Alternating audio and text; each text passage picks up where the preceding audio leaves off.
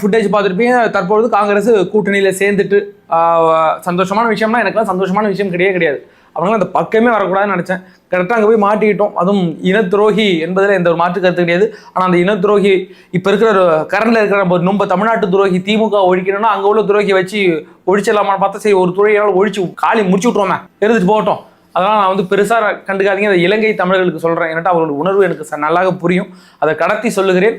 தமிழ்நாட்டுக்கு ஒரு நல்லது நடக்கிறது அப்படிங்கிறது அது காங்கிரஸ் கூட வந்தால் தான் தற்பொழுது நடக்கும்னா அதை ஒதுக்கி வச்சுட்டு நம்மளால் பார்த்து தான் ஆகணும். அதனால் தற்பொழுது காங்கிரஸ் கூட வந்திருக்கு. தற்பொழுது இந்த பிரச்சனை இருக்கிறதுல எத்தனை சீட்டு நமக்கு இன்னும் தேவை?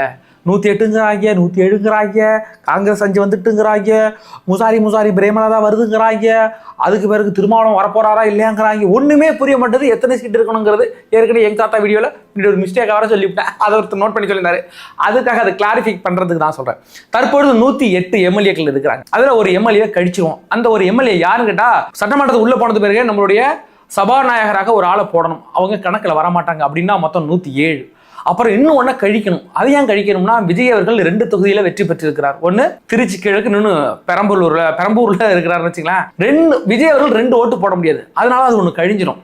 அப்போ அதாவது வெற்றி பெற்று 14 நாட்களுக்குள்ள அதை ரிசைன் பண்ணிடணும். 2 ஒன்று ரிசைன் பண்ணணும் அப்படின்னா இப்போ திருச்சி கிழக்கு ரிசைன் பண்ணுறதுக்கு அதிக வாய்ப்புகள் இருக்குன்னு வச்சுக்கலாம். அந்த இடத்துல சகாயம் ஐஏஎஸ் போட்டு அதெல்லாம் மேனேஜ் பண்ணலாம். மீனட்டா அது ஒரு ஊழலற்ற ஆட்சி அமைக்கணும்.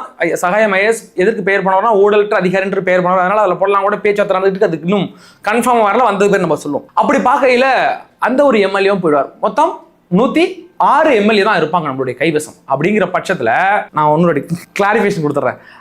ரிசைன் பண்ணுறாருல விஜய் அவர்கள், அது 6 மாதத்துக்குள்ள ஒரு ஆளை போட்டு தேர்தல் அறிவிச்சு அங்கே ஜெயிச்சு மறுபடியும் வந்துட்டாங்கன்னா அது பிரச்சனை கிடையாது, வந்துடுவாங்க.